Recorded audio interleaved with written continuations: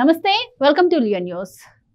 జగన్మోహన్ రెడ్డి అధికారంలో ఉన్నప్పుడు తప్పుడు కేసులు పెట్టి ఎంతమందిని హింసించాడో మనందరికీ తెలిసింది. అందులో మరి చంద్రబాబు గారు కూడా బలయ్యారు.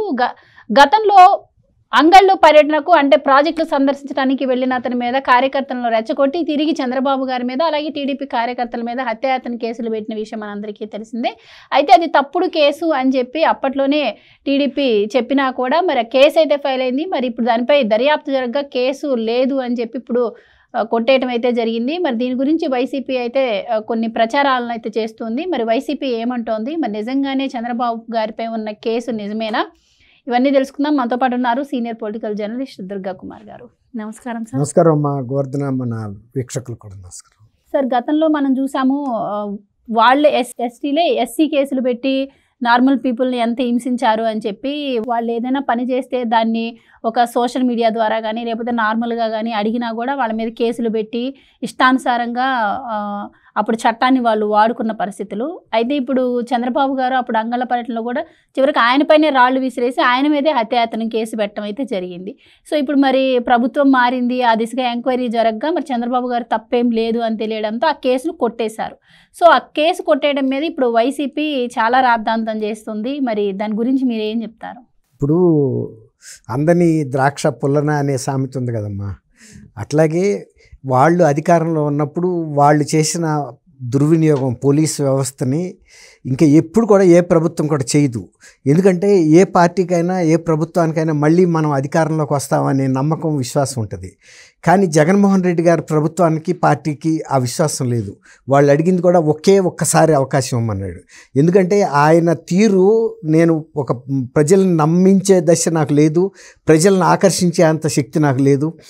ఎట్లా కొట్ట తల్లిని చెల్లిని ముందు పెట్టి బతిమాలి బామాలి నేను ఇది చేస్తా అది చేస్తా అని మొత్తం ఆకాశం భూమి ఏకమైన హామీలు ఇచ్చి అధికారంలోకి వచ్చాడు.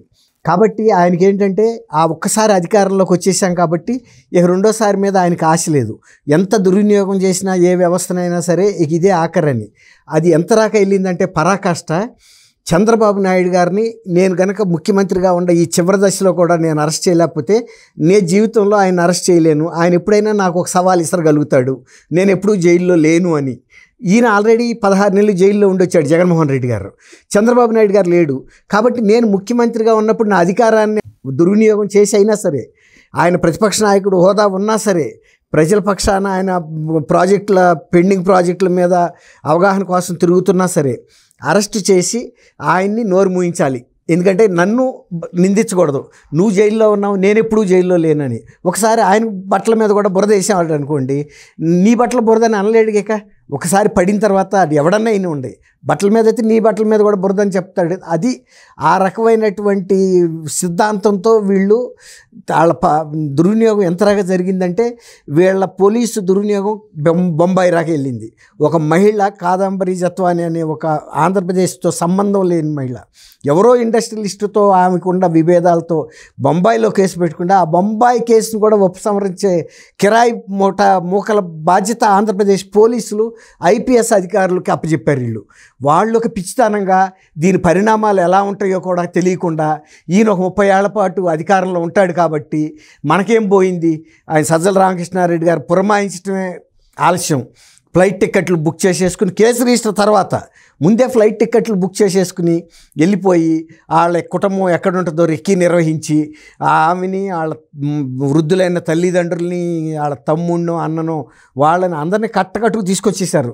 ఇదేంటంటే మేము ఎదురే ఉంది, మా ఆంధ్రప్రదేశ్లో ప్రభుత్వం ఉంది, ఆ ఆంధ్రప్రదేశ్ ప్రభుత్వంలో మేము ఐపీఎస్ అధికారులమి ఇతర ర్యాంకులు పోలీస్ అధికారులమి, మమ్మల్ని ఇంకెవడేమంటాడు, పైనుంచే మాకు ఆదేశాలు ఉన్నాయనే కదా అంత ధైర్యంగా వెళ్ళి తీసుకొచ్చి వాళ్ళని VTPS guest house, thermal power station guest house ఇబ్రాహీంపట్నంలో పెట్టి 60 రోజుల పాటు వాళ్ళని రకరకాల చిత్రహింసలు క్షోభ పెట్టి వాళ్ళతో ఎక్కడ పడితే అక్కడ సంతకాలు పెట్టించుకుని వాళ్ళని భయకంపితులు చేసేసి నోరు తెరవకుండా ఈవెన్ బొంబాయి వెళ్ళి కూడా వాళ్ళు చెప్పుకోలేని పరిస్థితుల్లో వాళ్ళ కుటుంబం చల్లా చెదురైపోయింది. బ్యాంకుల్లో అకౌంట్లు కూడా సీజ్ చేశారు.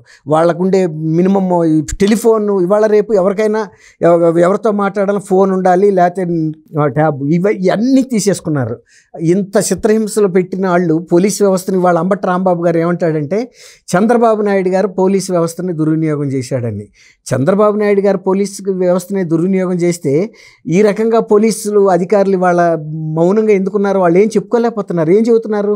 ప్రభుత్వం చేయమంటే చేశాం కానీ మేము వ్యక్తిగతంగా చేయలేదని చెబుతున్నారు. ఇప్పుడు అంగళ్ళలో జరిగిన గొడవ ఆ రోజు చంద్రబాబు నాయుడు గారు Z+ కేటగిరీలో ఉన్న వ్యక్తి ఆయన కిందకి దిగి ఎవరి మీద హత్య ప్రయత్నం చేయగలుగుతాడా? లేకపోతే Z+ కేటగిరీ వాళ్ళ వెహికల్ ఏమన్నా అదే వెపన్ ఏమన్నా లాక్కుని ఏమన్నా ఎవరి మీద షూట్ చేశాడా? ఆయన మీదే రాళ్ల దాడి జరుగుతుంటే అసాధారణంగా వీళ్ళు SBG సెక్యూరిటీ వాళ్ళు ఆయనకి రాళ్ళు అడ్డం తగలకుండా ఇంకా ఇతర ఇవి ఇసురుతుంటే బలమైన వస్తువుల్ని వాళ్ళు అడ్డం పెట్టారు. అందరూ చూశారు వీడియోల రూపంలో రాత్రిపూట. అసలు ఆయన నిశ్చేష్టుడు అయిపోయాడు. అంటే ఇది అది ఆ రోజు ఎట్లా జరిగిందంటే సందర్శనకు వస్తుందని తెలిసి ముందే ప్రీ ప్లాన్డ్ గా అదే చెప్పబోతుందమ్మా.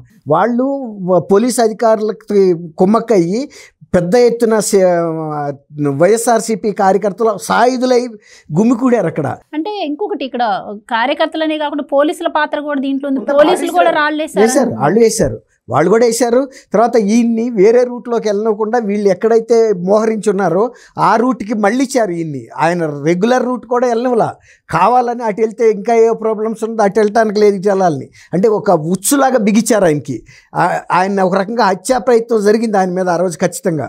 కాకపోతే SBG వాళ్ళు ఉన్నారు కాబట్టి ఆయన బయటపడ్డాడు. కానీ లేకపోతే లోకల్ పోలీసు, లోకల్ నాయకులు, పెద్ద ఎత్తున వైఎస్ఆర్సీపీ కార్యకర్తలు సాయుధులై వచ్చినప్పుడు ఎవరైనా కూడా ఆ దాడి నుంచి తప్పుకోవటం కష్టం.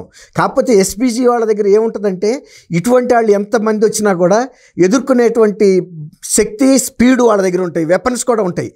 ఆ రోజు కనుక వాళ్ళు ఇంకా కూడా అతిక్రమించి కనుక చేసి ఉంటే నిజానికి వాళ్ళే మూల్యం చెల్లించేవాళ్ళు. అక్కడికి వాళ్ళు సంయమనం పాటించారు. ఇప్పుడు కూడా పెద్ద ఈ హై సెక్యూరిటీ SBG వాళ్ళు గతంలో ఒకసారి మోడీ గారి మీద కూడా చండీగఢ్లో ఇలాంటి ప్రయత్నమే జరిగింది. ఆయన దోవకి అడ్డంగా ట్రాక్టర్లు పెట్టేశారు. ఆయన ఒక ఫ్లైఓవర్ మీద చిక్కుకుపోయినప్పుడు వాళ్ళు రెచ్చిపోయి ఏదైనా చేయొచ్చు. ఆయనకు ఒక రకంగా ప్రధానమంత్రికి ఆ రోజు వాళ్ళ చంద్రబాబు నాయుడు గారు అంగళ్ళలో ఏ పరిస్థితిలో ఇరుక్కున్నాడో Z+ కేటగిరీ వ్యక్తి, ప్రధానమంత్రి గారు కూడా ఒక ఫ్లైఓవర్ మీద ఇరుక్కుపోయాడు. కిందకి వెళ్ళలేడు, వెనక్కి వెళ్ళలేడు. ఆ టైంలో కనుక ఏదైనా సంఘ వ్యతిరేక శక్తులు కనుక దాడి చేస్తే ఆయన ప్రాణానికి ముప్పు ఉంది. అయినా కూడా ఆ రోజు ఎందుకంటే రైతుల అవతల సెన్సిటివ్ ఇష్యూ, గబాల్ని మనం ఫైర్ చేస్తే కూడా ఇది జాతీయ స్థాయి ఇష్యూ అవుతుందనే ఉద్దేశం మీద మోడీ గారు కూడా వాళ్ళని సంయమనం పాటించండి ఆయన ధైర్యంగా నిలబడి ఉచ్చులోంచి బయటకు వచ్చాడు. అట్లాగే ఇక్కడ కూడా అంగళ్ళలో చంద్రబాబు నాయుడు గారిని మట్టు పెట్టాలనేటువంటి ప్రయత్నంలో ఈవెన్ IPS ఆఫీసర్ కూడా ఎవరైతే SP ఉన్నాడో ఆయన కూడా తర్వాత నోరు తెరిచేశాడు దీనికి నే బలయ్యాను అని. చంద్రబాబు నాయుడు గారు వ్యక్తిగతంగా దాని మీద కూడా కక్ష పెట్టుకోవాలా జరిగింది. ఆయనకు అన్నీ తెలుసు.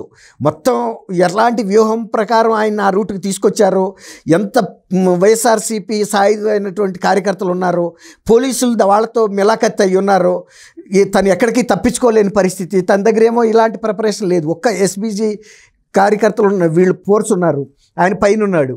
కానీ ఆయన మీదే హత్యాయత్నం కేసు పెట్టారు. ఇసిరిందేమో పోలీసులు ప్లస్ వైఎస్ఆర్సీపీ కార్యకర్తలు అందరూ చూశారు. ఇది ఇవాళ అంబటి రాంబాబు గారు ఒక అమాయకత్వంగా చంద్రబాబు నాయుడు గారు పోలీసు వ్యవస్థను దుర్వినియోగపరిచాడు అంటున్నాడు.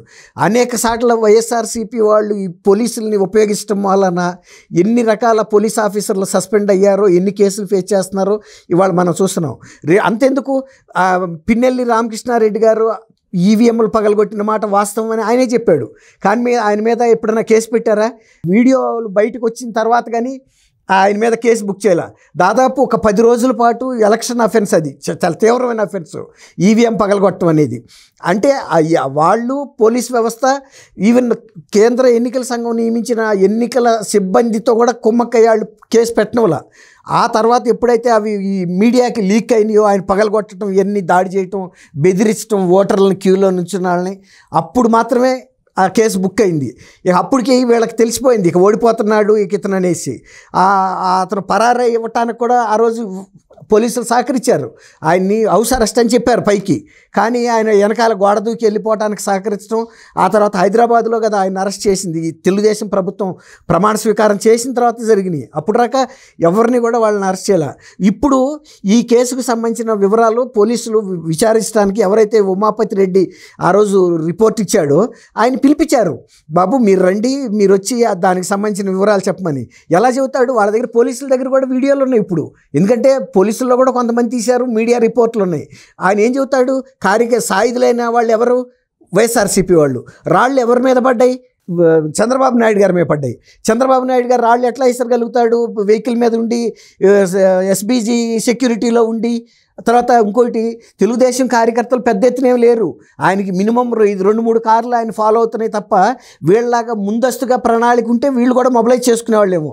కానీ వీళ్ళకి అంత ప్రణాళిక లేదు, పోలీసుల సహకారం లేదు.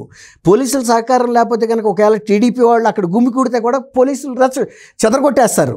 అదే అధికార పార్టీకి సంబంధించిన వాళ్ళు కాబట్టి వాళ్ళని వదిలిపెట్టారు. ఇక్కడ మనం ఇంకోటి ఏంటి, తెలుగుదేశం పార్టీ కార్యాలయం మీద మంగళగిరిలో జరిగిన దాడేప్పుడు కూడా పోలీసులు మౌనంగా చూస్తా నిలబడ్డారు, కానీ వాళ్ళకి సహకరించారు. లేకపోతే అంత పెద్ద ఎత్తున వైఎస్ఆర్సీపీ కార్యకర్తలు గుమికూడి వచ్చారాక అమరావతిలో రాజధానిలో పోలీసులు చేతులు కట్టు కూర్చుంటారా? అది సహకరించి, అందులో కొంతమంది పోలీస్ సిబ్బంది కూడా ఉన్నారు మఫ్టీలో, అవి కూడా వీడియోల రూపంలో బయటపడి. అప్పుడు ఆ కేసు విషయం వీళ్ళు ఏం చేశారు? దుర్వినియోగం చేసి ఒక పెట్టి కేసు కింద పెట్టారు. అందులో చాలా మారణాయుధాలతో తీసుకెళ్ళి అంత పెద్ద ఎత్తున విధ్వంసం చేసి సిబ్బందిని భౌతికంగా కూడా గాయపరిచారు. ఇప్పుడు మళ్ళీ ఆ కేసు తిరగదోడి విచారణ చేస్తే మెడికల్ రిపోర్ట్స్ అవన్నీ ఉన్నాయి కదా, వాళ్ళ టైంలో అడ్మిట్ అయినా కూడా మెడికల్ రిపోర్ట్స్లో దెబ్బలనే తక్కువ చేసి చూపించలేదు కదా, ఎన్ని కుట్లు పడ్డాయి, ఎంత గాయాలైనాయి అనేది. ఇప్పుడు అది హత్యా ప్రయత్నం కింద మళ్ళీ మార్చారు. వీళ్ళు ఏమంటారంటే, వీళ్ళు వచ్చి రకరకాలుగా పోలీసులు దుర్వినియోగం చేస్తారు. ఆ టైంలో జరిగిన దుర్వినియోగాన్ని ఇప్పుడు మళ్ళీ వాటిని సరి చేస్తున్నారు, తప్పు ఒప్పుల్ని. అంతే తప్ప తర్వాత ఇంకోటి అన్నాడు ఆయన, ఈ లిక్కర్కి సంబంధించిన వ్యవహారంలో, లిక్కర్ మేమే నిర్వహించాము, ఇప్పుడు ప్రైవేట్ సంస్థలకు ఇచ్చారన్నాడు. నువ్వు గవర్నమెంట్లో కనుక నువ్వు లిక్కర్లు కనుక నువ్వే అలౌ చేశానని చెప్తున్నావు కదా, డిజిటల్ పేమెంట్ ఎందుకు తీసుకోలేదు? ప్రభుత్వానికి పారదర్శకత ఉండదా? ప్రభుత్వంలో ప్రతి పైసా కూడా అసలు డిజిటల్ పేమెంట్ తీసుకోవాలి. వీళ్ళు 99% నగదు రూపంలో తీసుకున్నారు. తర్వాత ఇవాళ క్వార్టర్ 99 పెడితే ఆయన ఆక్షేపణగా మాట్లాడుతున్నాడు. అంటే మీలాగా 250 రూపాయలు పెట్టాలా ఒక చిల్లర నాసిరకం మధ్యాహ్నం కూడా? అంటే వాళ్ళు చేసే విమర్శ కూడా ప్రజలకి ఆకర్షించేటట్టుగా లేవు. 99 రూపాయలు పెడితే నీకు వచ్చిన నష్టం ఏంటి? ప్రజలు తాగేవాడికి కనీసం 100 రూపాయలు మిగులుతుంది. పెళ్ళాం బిడ్డలకి 1 కిలో బియ్యము, 1 అర కిలో కూరగాయలు, ఒక చికెనో అదో ఇదో తీసుకెళ్ళి పెట్టుకుంటాడు. వాళ్ళు పౌష్టికాహారం తింటూ నీకు ఇష్టం లేదా? మొత్తం ప్రభుత్వానికే కట్టిపోవాలాడు. అంతే కదా ఆయన మాట్లాడేది. అంటే తగ్గించడం కూడా తప్పేనంట, మంచి బ్రాండ్లు ఇవ్వటం కూడా తప్పేనంట. ప్రతిదీ కూడా ఇక ఏంటంటే అడ్డగోలుగా. గతంలో రోషి గారిని ఉండేవాడు, ఈ సేమ్ ఇప్పుడు అంబటి రాంబాబు గారు కూడా ఆయన అంశలో పుట్టిన ఆయన ఒకప్పుడు ప్రతిపక్షంలో ఉండి అధికార పార్టీ చేరి ప్రతిపక్షంలో ఉన్నప్పుడేమో చెన్నారెడ్డి గారిని తీవ్రంగా విమర్శించాడు. అదే మళ్ళీ ఆయన మంత్రివర్గంలో సభ్యుడిగా అయినప్పుడు ఆయన్ని పూర్తిగా బలపరిచి మాట్లాడాడు. అంటే అటు మాట్లాడగలడు, ఇటు మాట్లాడగలడు, డిఫెన్స్లోను అఫెన్స్లోను. రాంబాబు గారు కూడా ఇప్పుడు ఆయన చేసిన తప్పులన్నీ వాళ్ళేమో అన్ని రైట్లు అంట. ఒకవేళ ఆ సవరణలు చేసిన తప్పులు చేస్తే ఇవాళ తెలుగుదేశాన్ని ఆయన తప్పు పడుతున్నాడు. అంతేగాని ఒక సొంత ప్రతిపక్ష పార్టీ మీద ఆ రోజు మేము చేసిన తప్పేననే మాట ఆయన మాట్లాడాలి. ఒక సీనియర్ శాసనసభ్యుడు, సీనియర్ మంత్రిగా పనిచేసిన వ్యక్తి ఆయన. ఎవడు తప్పు చేసినా తప్పే అనాలి. అంతేగాని మన విశ్వసనీయతని పణంగా పెట్టి ఏదో రాజకీయ లబ్ధి కోసం మాట్లాడితే ఇప్పుడు 154 స్థానాల్లోంచి 11 స్థానాల్లోకి పడతారు, 11 స్థానాల్లోంచి 0లోకి వెళ్తాం. ఎవరైనా ప్రజల విశ్వాసాన్ని, ప్రజల నమ్మకాన్ని చూరగొనేటట్టు ఉండాలి. వాళ్ళు ఇవాళ రేపులాగా గతంలో లాగా కాదు పరిస్థితి. అన్నీ కూడా ఎలక్ట్రానిక్ మీడియాలో చూస్తున్నారు, ఎవడు తప్పు చేస్తున్నాడు, ఎవడు ఒప్పు చేస్తున్నాడు అని. అట్లా తప్పును ఒప్పును తప్పుగా చెప్పే వాగ్దాటి నీకు ఉండొచ్చు, కానీ నమ్మే అంత తెలివి తక్కువతనం ప్రజల్లో లేదనేది అంబటి రాంబాబు గారు గుర్తించాలి.